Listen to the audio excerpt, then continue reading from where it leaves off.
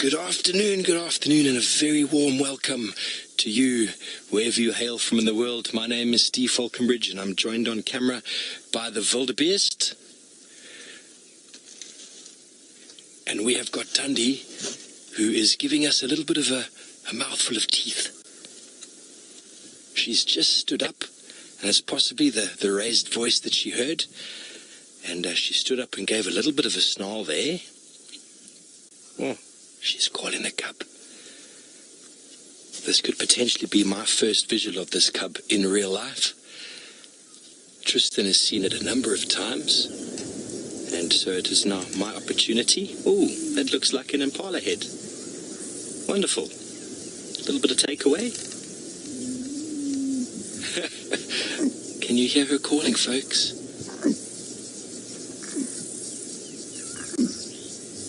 That is a typical contact call between mother and baby. It's a wonderful sound. If you hear that when you're on foot, it is quite a terrifying sound. And you definitely backheel very quickly if you hear that while on foot. And similarly, when you hear the cub's contact call back, very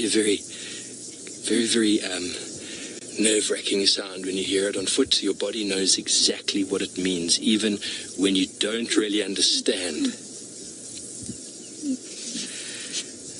Stubby comments that it looks like she's in a bit of a mood. I believe Thandi always has a little bit of a mood with the vehicle, but for her to show us a little bit of a mood there and then suddenly start calling her cub goes to show that she's completely relaxed. I believe that's just her nature. It's just the way she behaves. I've been warned by the guides about it. This is wonderful. Wonderful way to start off the afternoon. There's a nice warm day here in the Sabi Sands. The cloud cover is slowly petering away, and we have some sunshine coming through. Please feel free to send your questions through to @Safari Live on the Twitter feed, or follow us on YouTube. Send through your comments and questions. We're likely going to sit here with Thandi because we would like to see that little cub in real life. Did you see where she went, Vildi? Yeah. She's in the thickets, folks. Can't quite see where she's gone to. I might just push up a little bit forward. I can still hear her calling.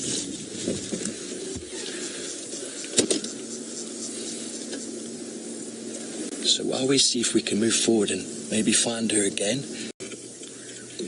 Yes, we are back with Thandi. I've got visual of a small little movement in the bushes to the right of her. We haven't quite yet got it on camera, but the cub is probably 2-3 meters, about 4 yards or so to the right of her.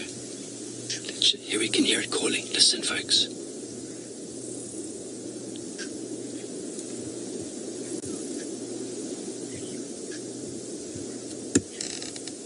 This is going to be wonderful stuff if she comes out. I'm super excited. It's been a very, very long time since I've seen a wild baby leopard in the flesh. And Thandi is showing us a little bit of a moody face. She actually had her ears flat and her teeth were bared as she came towards us, about 3 or 4 meters. Can I move forward for you there, Vildi? Maybe that'll be better, eh? Or are you happy there? Okay, we're happy there. I did just see a little bit of movement towards her right. Nothing's materialized as of yet. This is the patience game we have all afternoon. There we go. At the back there.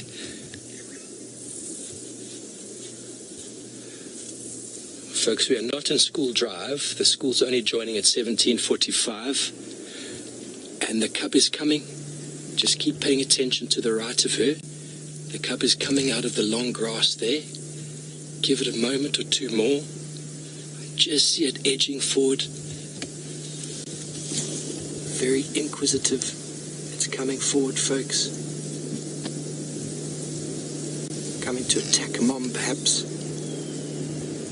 Mum is going to her. Almost there. There it is. Oh, my word. That is just too cute. I don't know if you can hear that little cub meow. There it is. Oh, this is fantastic stuff. This is what it's all about. There she is. You can't help but chuckle inside at the sight of a leopard cub as it awkwardly balances on that pole. Oh, I am so excited too, folks. I am so excited. It seems like they're moving off a little bit to the other side. So I think we might try and go back where we came from, come around the other side. It's very thick in front of us, and there is a fallen tree. So I think it's impossible to go forward. But I think we'll go back and out this way and see if we can get a little better look at this beautiful leopard and her cub.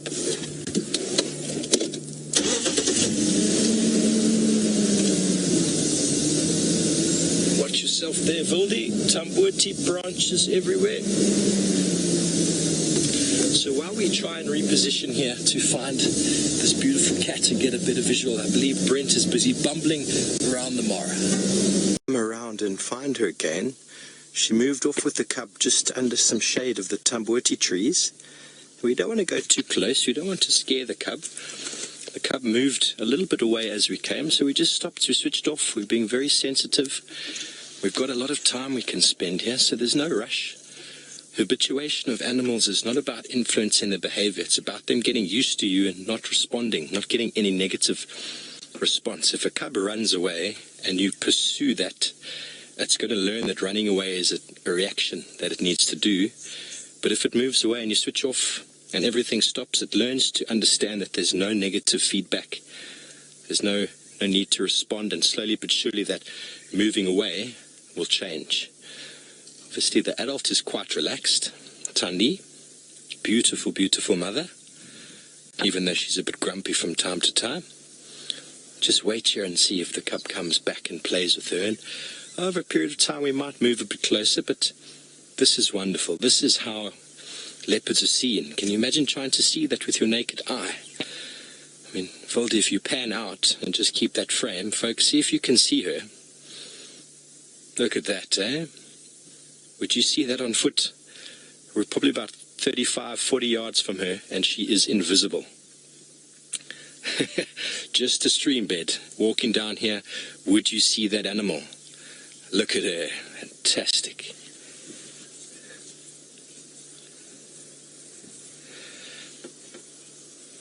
Tesla and Ben, 7 years, ages 7 and 8, welcome. I hope you're having a wonderful afternoon or morning wherever you are. You ask how old the leopard cub is. Leopard cub is about 3 months. 3 months old. It's still quite fresh, quite new, but it is at that stage where it's wonderful to view because it's active and it's very playful. So how heavy it would be hard to say. Vildi, what do you reckon? How much do you think that thing weighs now? 3 kilograms. Yeah, Vildi thinks about 3 kilograms or so. I would say probably about that, which is double that to get your pounds, 6, 7 pounds in weight. Very small. Whereas she is probably in the 65 kilogram range. 60, 65 kilogram range, 130 pounds. So the baby's got a long way to go still. But that's why it is with mum, and that's why a situation like this could be potentially dangerous if you're walking. But we're going to stay here with this wonderful... Very exciting, very exciting. There we go. The cub is out with her. How's that, Wildebeest? But she's very aware of our presence, folks. There's the cub. There it is. She's giving it a head bath. Such a good mother. Keeping the baby nice and clean.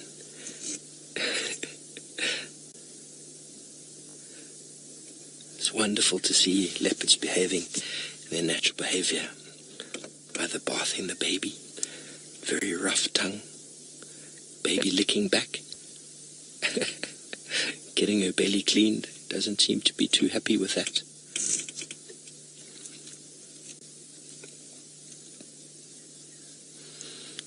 Now, for those of you who've seen this before, you must understand this is very magical to see, and the fact that we're also a little bit far away and there's thick bush in between. Just the way it is, folks.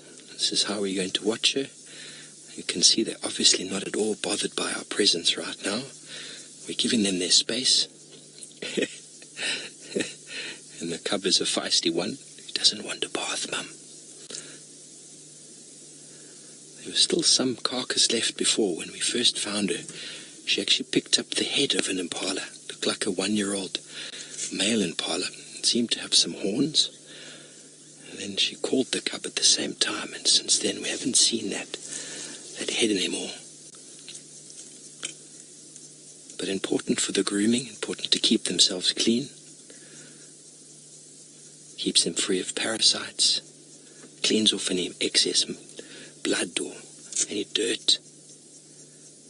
Those of you with cats at home know that they are very, very clean animals.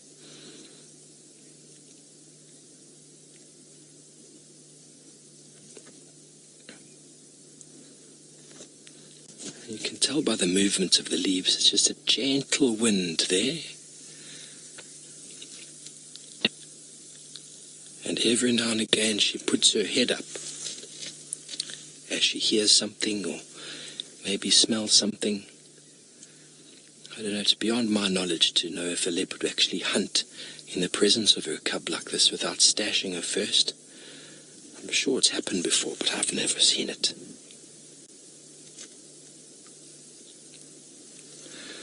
Chat Lar comments, he's in heaven, so am I, sir, or ma'am, I'm not sure exactly. There we go. There's the beautiful little thing. It does look like a female, just a very brief glimpse there under the tail. I don't know if she's enjoying or loving or hating that bath. Takes you back to excerpts from The Lion King when young Simba is getting bathed by his mother before he goes off on that adventure. There we go. See now, folks, to have a leopard cub jumping around and moving around freely like this indicates that the animal is relaxed. It's very important to understand that. If that leopard was not relaxed, you would not see that cub at all. You wouldn't even see the leopard. So the work that goes into this is very delicate. We could quite easily just drive our vehicle right in there, but that would just influence their behavior. So it's important to be very sensitive. It's also my first experience with Thandi. And one thing I've learned in the past is always, even if you know an animal, it's still important to pay attention to what they're doing and how they behave. Shannon's asking at what age would the cub eat meat. It would probably have a little bit of a snack now, but it would be more reliant on the milk from mum. But from 6 months on, definitely they start eating a lot more meat, and mum actually brings them to the site of kills. I would say that the size of this impala that it killed was quite small, and she maybe brought it to where she was stashing the cub, which to me is quite strange behavior for a leopard, because having the kill close by attracts hyena. That's the last thing you want sniffing around where you're hiding your cub. The least amount of influence on a den site, the better. Hence the reason why leopards move their cubs quite regularly. The smell of leopard starts to increase, and the problem is if you have the smell of rotting meat there, it'll always attract a nosy hyena. And a leopard would always move away from a hyena. Even big male leopards, well, most of them anyway, they can't afford to be bitten. So definitely from about 6 months the cub will start eating meat, and from about a year or so it'll start venturing quite far away from the little den sites. So folks, don't worry, we are not going anywhere. We're going to stay here with Thandi and her little cub, and while we do so, we're going to send you over to Noel, who's in the south around Chitwa, I believe, for an update. And we're still here with Thandi and her cub. The cub is busy nursing. Thandi has just turned around after scratching and cleaning her claws on the tree, Tambuti tree. And the cub has come back after playing a little bit with mum. Now it looks like it's hard to really see from this angle, but there's the little ears. Here's the small head. This is amazing stuff, folks. To see baby leopards like this in the wild is really, really quite something to see.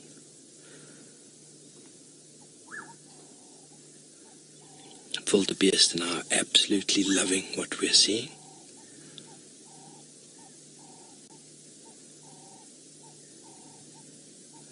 There's another vehicle joining us here. I hope they don't make too much noise. At the moment, the cub seems quite relaxed.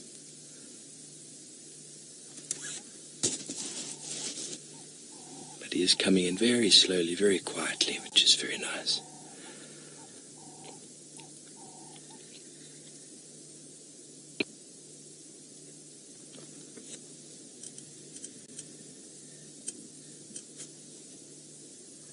I'm sure everybody at home is taking their screenshots, jumping up and down with joy at the sight of this beautiful little cub. There we go, you can see the cub is responding to some noises.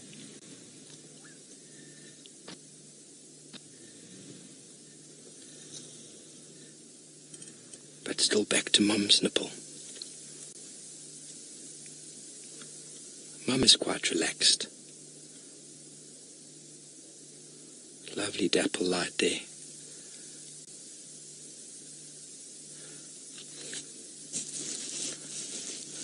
I believe a lot of the viewers are loving this, so am I. What is there to ask in situations like this but just to enjoy? Just to enjoy. I don't think I've ever seen a 3-month-old cub before in the wild.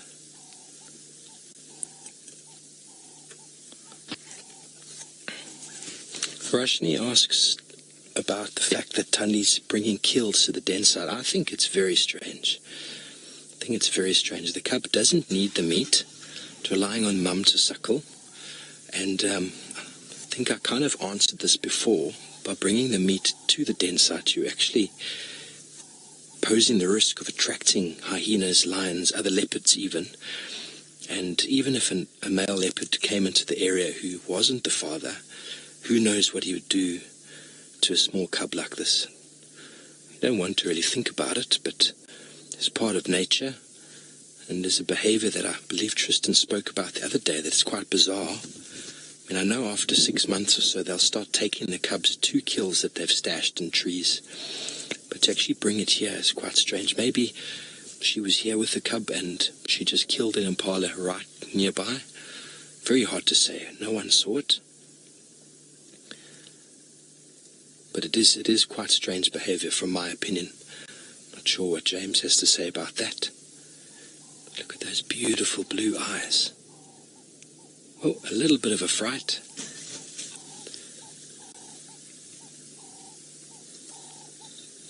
That was just one of the vehicles making a bit of a bang on a tree. You see how it caused the cub to move away as Thandi's behavior changed. But Thandi's actually looking towards us, where there's some birds here in the long grass. Some of the viewers are saying the cub is only 2 months. I believe it will be 3 months by the end of this month. I think. Wildebest, your opinion? Tristan made it very clear to me the other day that the cub was 3 months old from the day that they saw it first. So I haven't been around long enough to have much of an argument in this debate. But there's some birds chattering in the tree there. Alarm calls. I'm not quite sure what they are. But if I was a bird, we'd just keep getting better and better position, folks. We're taking our time, and we've now moved a little bit further forward. We've gotten this really nice gap. The cub's just moved off temporarily. As one of the other vehicles left a moment ago, it just moved back a bit, and I think it'll come back soon though. She's quite enjoying the shade. She's a little bit elevated there. She's got a little bit of a look down into this drainage line. But you see the typical ears are flat. It's a little bit of a grumpy cat, this one. My experience of leopards, when you see ears flat like that, is indicating that she's not 100% relaxed. But as everybody tells me, this is kind of her nature and her behavior. Look at those eyes. She's very alert.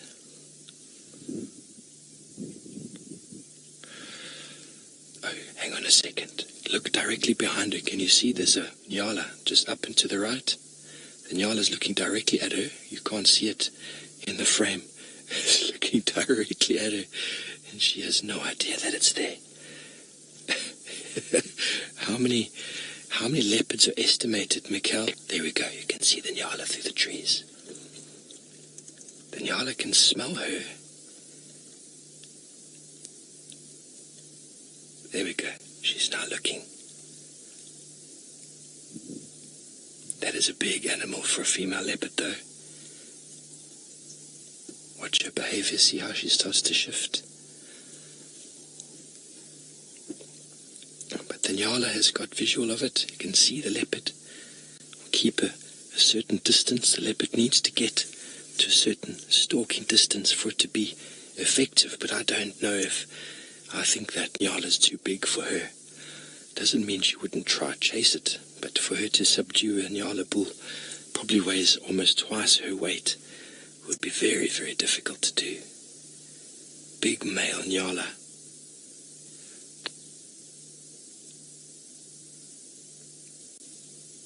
So while we wait to see if anything happens here, Mikhail asks how many leopards I believe are in the area. I think there's reported probably about 7 that we could find on the Djuma property. Is that right, WildEarthTV? But then I think there's probably about 9 or 10 that move in and out. They're not as static as people might think. They're quite fluid in their movements, and the boundaries seem to be moving. There's quite a few juveniles and quite a few males moving around that don't have any sort of particular home range or territory, so to speak. But I'm quite new to the area, and I'm trying to gather my thoughts and all the leopard interaction. And this is the WildEarthTV is saying probably about 9. But where they all are is very hard to say. This is prime leopard country. And you see how she's kind of acting very sort of nonchalant towards the Nyala. The Nyala is still watching her intently. As a prey animal, you never want to turn your back on a leopard. As soon as the Nyala runs, it will invoke it to chase, even if it's impossible for her to pull down. It'll still cause her to chase. You can see her ears are moving from side to side. She's not focused on the Nyala. She's probably looking at him with semi-closed eyes, pretending to be asleep, showing the Nyala that she's not a threat. But he's not moving off.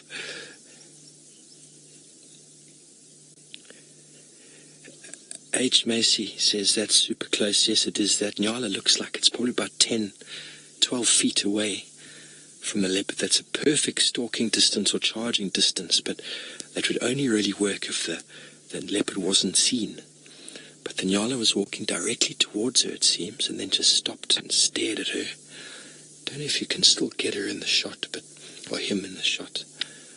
Doesn't seem to have moved off, but from my position, I'm a little bit more further forward than the camera. I can just see him, the white stripes between the eyes as he stares at her, letting her know, I can see you. Don't dare come for me. This is so much fun.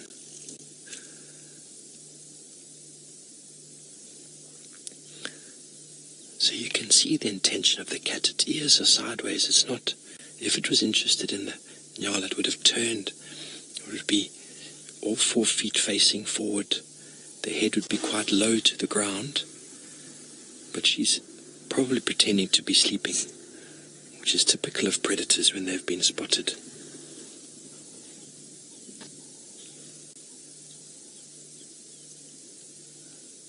Oh, he's still there.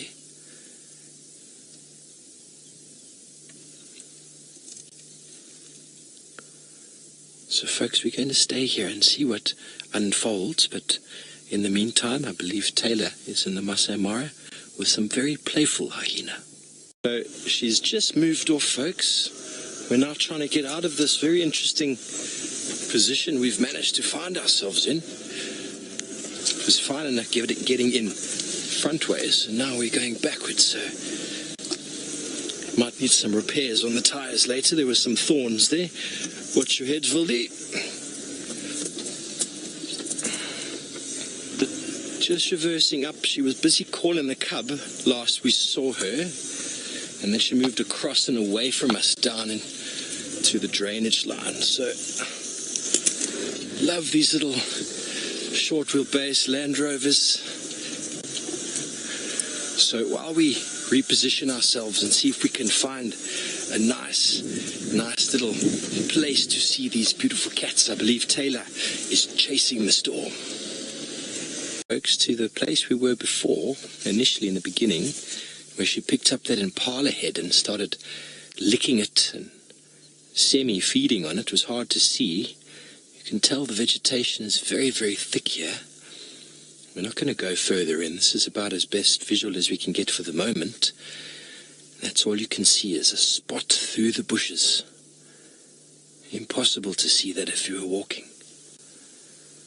But as she picked up the head and moved further in, she was still calling her cub.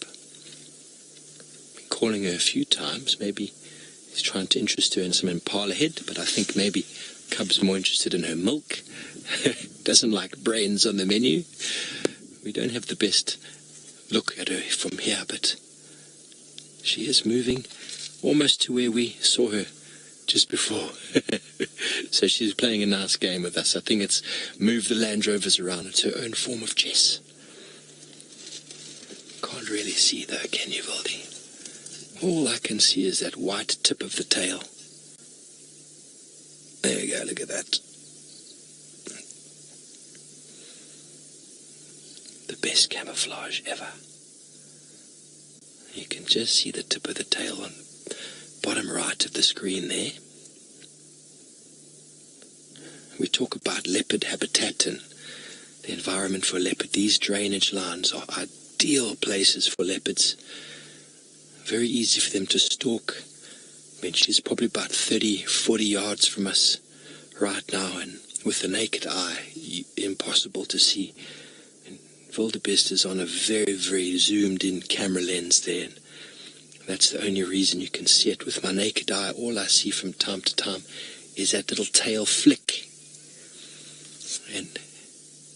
And if she was looking at me, I wouldn't see that tail flick. That tail flick is for her cub to follow. So if she was looking at me, it would have been completely invisible. You would walk right past her, and any unsuspecting prey walking through this thick bush here would probably succumb to the fate of that other impala.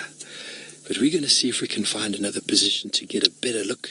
And while we do so, Noel has found some water. And we've managed to relocate on this beautiful cat. We've come around to pretty much where we were before. And she has got her impala face. And she is enjoying it. Still no sign of the cub. I can just hear the crunching of the bones there.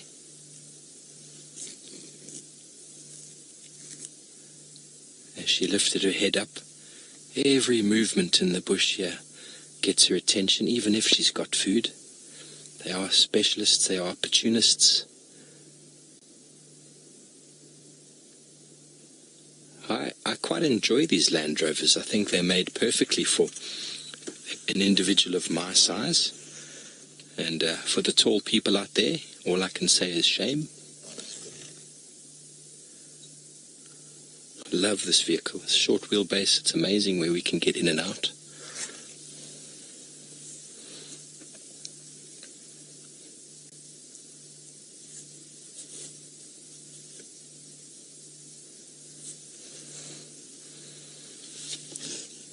So she's busy using that carnassial shear, folks. If you remember my stint in the tent,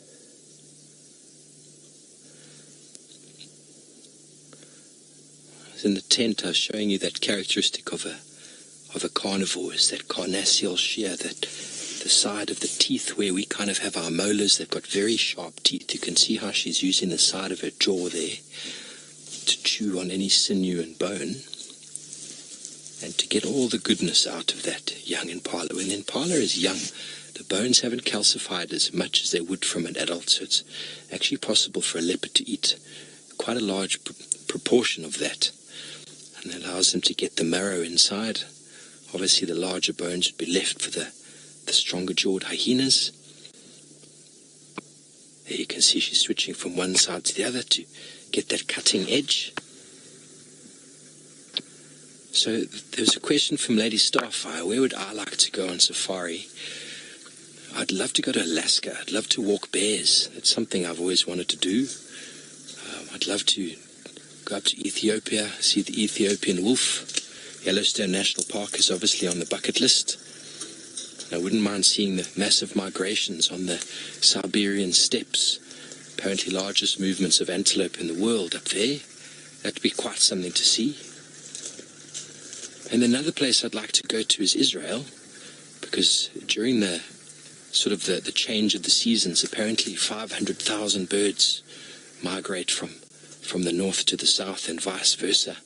And you can apparently get amazing bird visual up there. So that's something I'd like to do. Millions and millions of birds traveling north and south across that little land bridge from Africa up into Asia.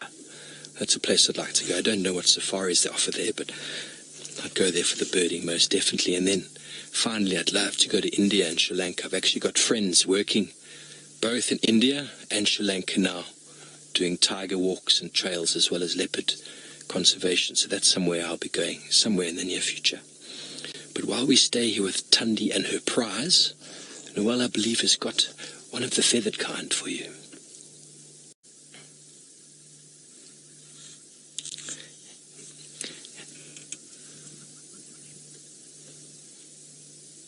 And Thandi is up again. She was busy feeding on that impala head, and she's now doing her ablutions.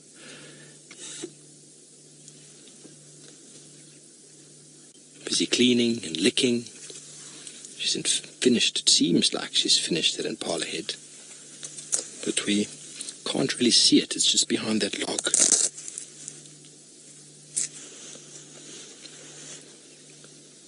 She called a few times again. Oh, there's the cub just to the left of you. There it is. Oh my word, it's knocking up on her. That is a leopard stalk. Watch it go. Oh, that is just too cute. And once again she has departed and moved out of our camera shot. That is what she is enjoying doing today, playing her game of chess with the Land Rovers. She's finished her meet. I don't know if she's going to come back there or if she's going to start moving. She was calling the cub for a little while, and maybe now that it's finally joined her, she's going to move on. So we're going to try and go back in the way we came, see if we can come around again here. And then once we get around, she's probably going to move again. Wonderful.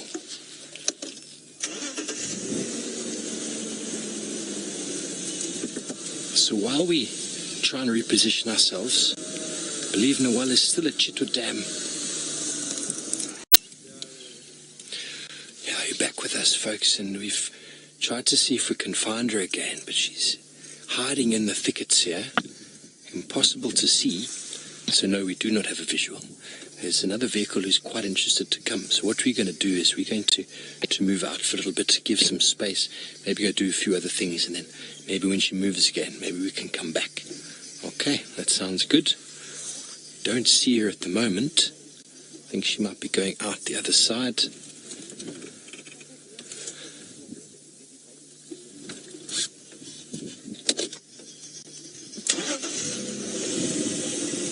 I'm going to famba,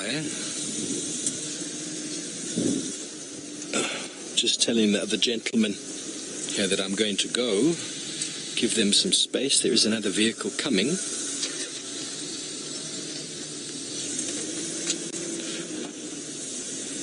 Looks like I'm going to go this way out.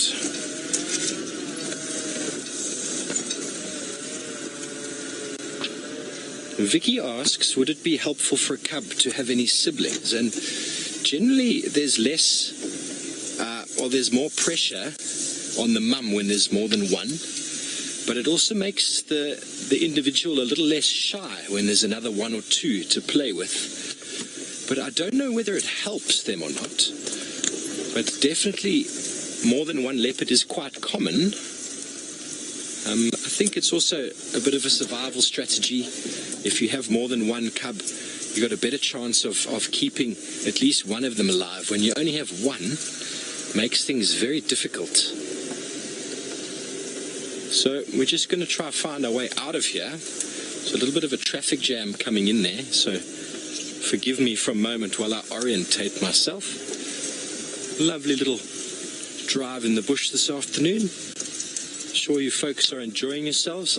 I, myself and VM are having an absolute blast here. Seeing that cub for the first time was on my to-do list.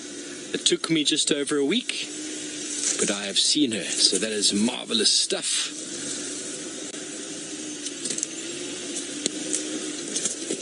And I think we'll get out this way, VM. What do you think? So we're going to go over to Noel quickly, who's got a beautiful bird. We'll be back with you soon. Here we go. I've relocated. She's on the pan, just where I thought she'd be. Come around. Guys, look at that. That is exquisite.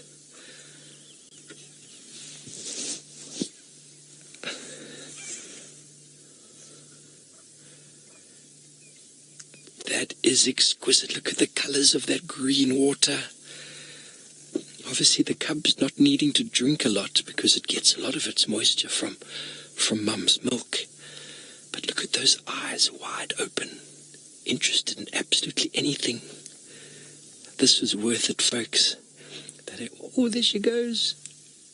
They don't call it Ingwe Alley for nothing. Look at her.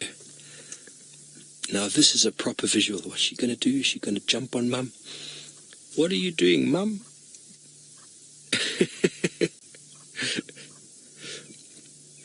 So after spending the day in the shade, she's been probably quite hot for quite a long period of the day, and now it's much cooler. Oh, the cat's a bit afraid of the water. I've seen a leopard cub jump in the water once before by mistake, and it was the shock of its life. Oh, look at that. Got wet feet. So now Thandi's come out into the open, where it's a lot cooler now, to come and drink. Obviously, if she was desperate for a drink earlier, she would have moved. But after finishing her Impala head, yes, I agree with all of you out there. She is adorable, absolutely adorable, and very interested in what mum happens to be doing. I don't know if you heard that little meow. Okay, so her head is just up because the other vehicle, one of the landowners from Buffelshoek who assisted us in the sighting and finding her, is making his way around. And I'm just going to move back slightly. I think maybe maybe you can see her from there.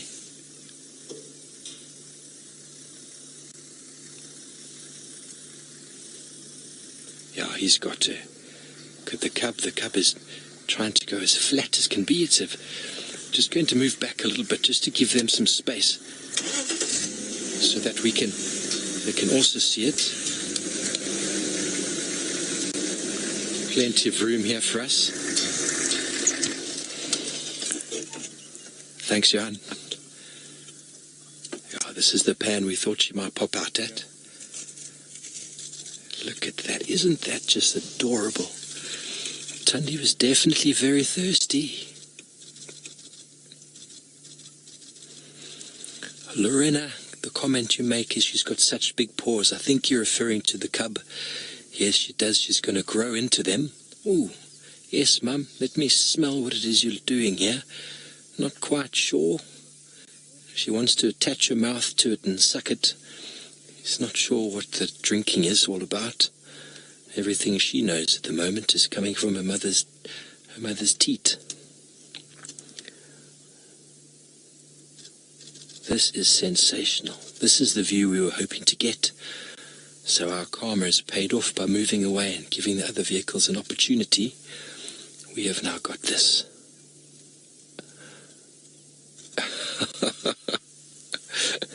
Big feet but very short legs. Needs to keep up with Mum. Okay, see if we can follow them. She's probably going to go back into the drainage line.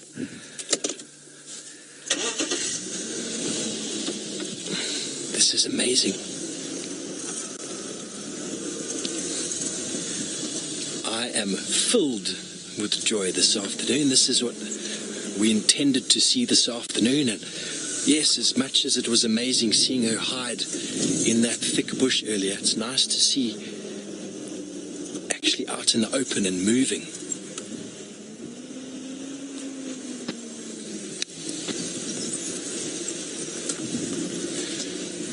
I can see her there. She's just moving into the bush. The spur fowl are alarming. There's a squirrel calling. And we've got her just moving on the right of us here.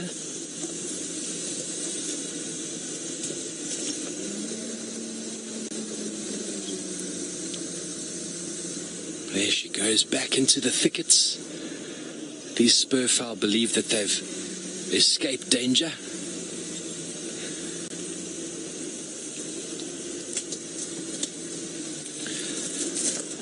So folks, we're going to see if we can keep up with her here. It's getting quite thick, but while we do so, we're going to go over to Noelle, see if she's got anything for you for the last few minutes of the show.